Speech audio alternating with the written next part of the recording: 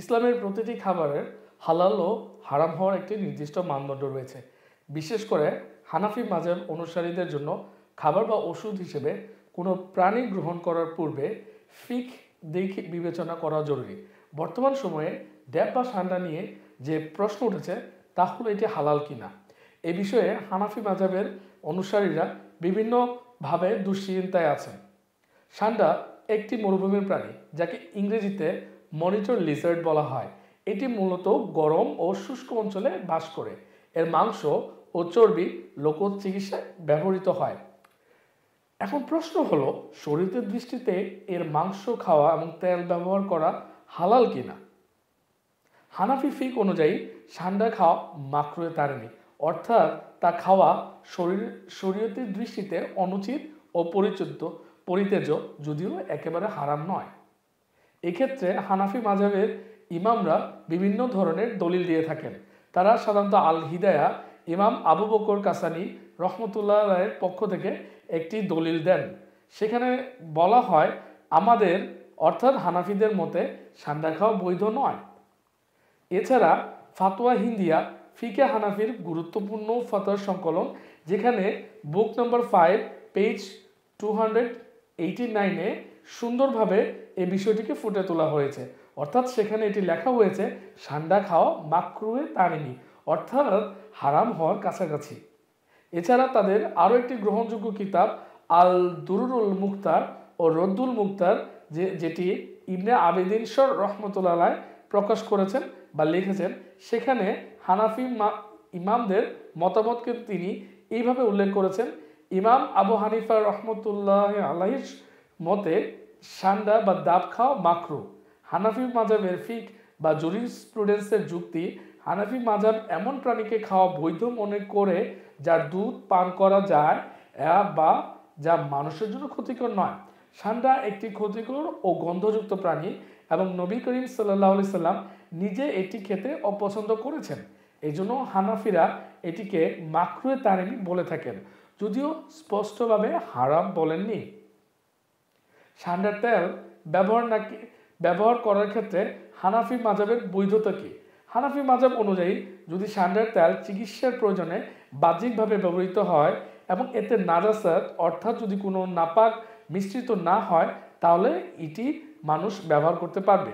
এক্ষেত্রে সাধারণত হানাফি মাযহাবের যারা ইমাম আছেন তারা যে যুক্তিটি প্রকাশ করেন, অর্থাৎ ওষুধ যদি নাপাক না হয় অর্থাৎ ক্ষতিকর না হয়, তবে তা ব্যবহারে কোনো আপত্তি নেই। এক্ষেত্রে হানাফি মাযহাবের অনুসারী যারা আছে তারা সান্ডা বা ডাব খাওয়াকে মাকরুহে তাহরিমি মনে করে, অর্থাৎ তা পরিত্যাজ্য, অনুচিত, যদিও হারাম নয়, এইভাবে তারা এটিকে বিশ্বাস করে। সান্ডার তেল ব্যবহারের বাহ্যিকভাবে ওষুধ হিসেবে ব্যবহার করা হয়, জায়েজ যদি এতে নাজাজাত না থাকে, অর্থাৎ আরও এটাতে যদি কোনো ধরনের নাপাক মিশ্রিত না হয় এবং এটা যদি অবশ্যই কার্যকর হয়, তাহলে হানাফি মাযহাবের ইমামরা মনে করেন যে এটি ব্যবহার করা যাবে। প্রয়োজন আলেম বা স্থানীয় মুফতির পরামর্শ নেওয়া উচিত, যে ক্ষেত্রে তারা এই তেলটি ব্যবহার করতে চান, বিশেষত যদি সন্দেহ থাকে তেলের উপাদান নিয়ে। হাদিসের শেষে রাসূলুল্লাহ সাল্লাল্লাহু আলাইহি সাল্লাম ডাব বা সান্ডা খেতেন না, কিন্তু তিনি এটি হারাম বলেননি। আজকের এই ভিডিওটি স্পন্সর করেছে আপনাদের জন্য কারিয়েলা media. Our clients love the exceptional photography, videography, and digital marketing services we specialize in offering. Through our services, we take delight in assisting businesses like yours to develop and prosper. Contact us today to learn more about how we can assist you. সহিহ বুখারী ও সহিহ মুসলিমে হযরত ইবনে আব্বাস রাদিয়াল্লাহু আনহু হতে বর্ণিত আছে, সান্ডা নবী করিম সাল্লাল্লাহু আলাইহি সাল্লামের সামনে পরিবেশন করা হলে তিনি তা খেতে অস্বীকৃতি জানান। সাহাবীগণ জিজ্ঞেস করেন, ইয়া রাসূলুল্লাহ, এটি কি হারাম? তিনি বলেন, না, তবে এটি আমার অভ্যাসের খাবার নয়। অর্থাৎ রাসূলুল্লাহ সাল্লাল্লাহু আলাইহি সাল্লাম নিজে সান্ডা খাননি, কিন্তু এটিকে হারামও ঘোষণা করেননি। ফলে অধিকাংশ আলেমের মতে এটি মুবাহ বা বৈধ, তবে অপছন্দনীয় হতে পারে। যদি ডাব বা সান্ডার তেল শুধু বাহ্যিকভাবে ব্যবহৃত হয়, অর্থাৎ এটা এক্সটার্নালি যদি ব্যবহার করা হয় এবং তাতে নিশ্চিতভাবে কোনো নাজায়েজ উপাদান না থাকে, তবে তা ব্যবহার করা অনেক ইসলামী ফিক যারা স্কলার আছেন তারা বৈধ মনে করেন, বিশেষত যদি কোনো কার্যকরী হালাল বিকল্প না থাকে। সান্ডার তেলকে বিভিন্ন লোক চিকিৎসায় উপকারী বলা হলেও আধুনিক বিজ্ঞান এতে বিশেষ কোনো কার্যকারিতা খুঁজে পায়নি, বরং এটি ব্যবহারে চর্মরোগ বা অ্যালার্জি হতে পারে বলে কিছু সতর্কবার্তাও পাওয়া যায়।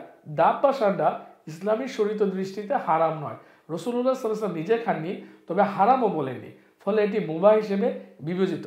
তবে অপছন্দনীয় বা মাকরুহ হতে পারে। তেলের ব্যবহার যদি বাহ্যিক হয় এবং এতে কোনো নাজায়েজ বস্তু না থাকে তাহলে তা ব্যবহার ইসলামিক দৃষ্টিতে বৈধ হতে পারে। তবে মুসলিম হিসেবে আমাদের উচিত সন্দেহজনক বিষয় থেকে বিরত থাকা এবং প্রয়োজনীয় কোনো ইসলামিক স্কলার বা ফতোয়া বোর্ডের সঙ্গে পরামর্শ করা। সুপ্রিয় দর্শক, এই ধরনের তথ্যবহুল ভিডিও পেতে আমাদের Facebook page UK Bangla live news এবং আমাদের ইউটিউব চ্যানেল UBL TV এবং আমাদের ইনস্টাগ্রাম এবং টিকটক ফলো করুন। ধন্যবাদ সবাইকে।